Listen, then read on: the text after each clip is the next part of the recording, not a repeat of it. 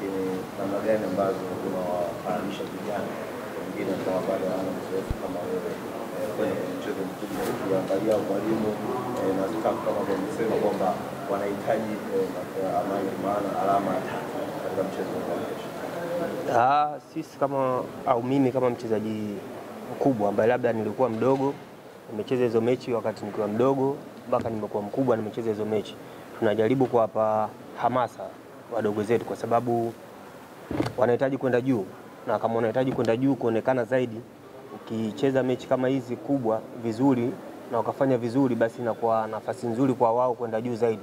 Kwa hiyo hamasa ipo kubwa kwa vijana ambao wanachipukia kwenye timu yetu, na wao wenyewe pia wana hamu na wana hali ya kucheza vizuri katika mchezo huu, kwa sababu ni mchezo ambao unakuja kuangaliwa na Watanzania wengi. Kwa hiyo kama unapata nafasi kama hiyo kuja kuangaliwa na watu wengi, kwamba lazima uoneshe zaidi kipaji chako ili mradi uweze kupata nafasi sehemu zingine. Kwa hiyo kama mimi na kina Saidi na watu wote ambao kina Kichuya wako pale, tunawapa moyo sana wadogo zetu na tunawaambia wasiwe na wasiwasi.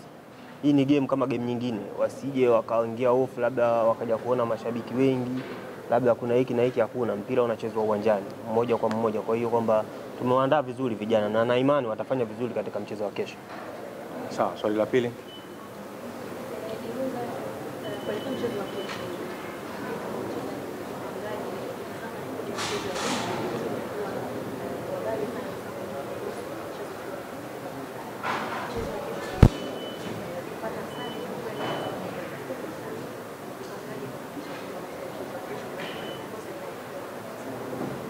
Yes, kama alivyoongea mwalimu, sisi kama JKT Tanzania, wachezaji, benchi la ufundi na viongozi, lengo letu la kwanza ni kupata alama tatu, kwa sababu mpira unachezwa uwanjani. Ukiachana na mambo yote, ambaye atajipanga vizuri, atajiandaa vizuri na atakuwa anahitaji, atapusha, atapata matokeo. Sisi kama wachezaji tumejipanga nia na mazumuni kupata alama tatu.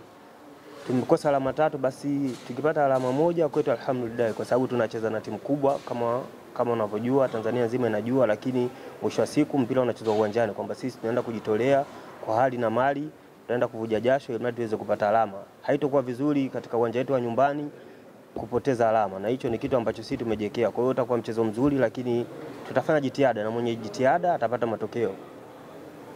Sawa.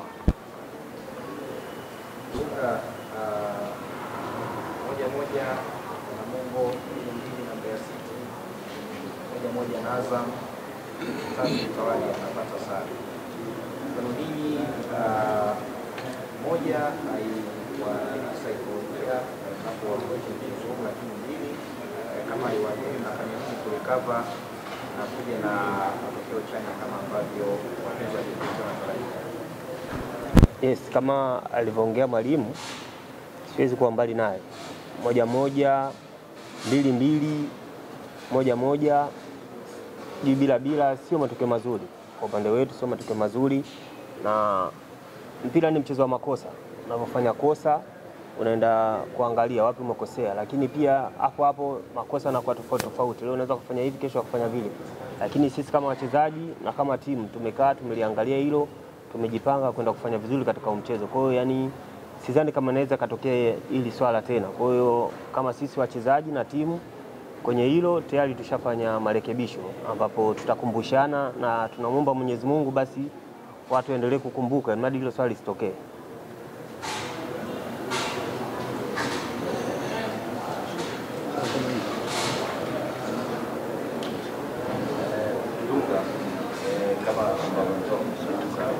Ukiangalia mengi hapa kwa sababu zangu binafsi nimechukua kama JKT kwenye timu ambayo inapambana zaidi.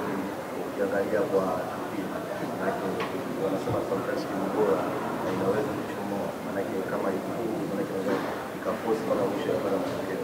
Kitu gani ambacho kinaongoza kinaongeza pambanaji wenu?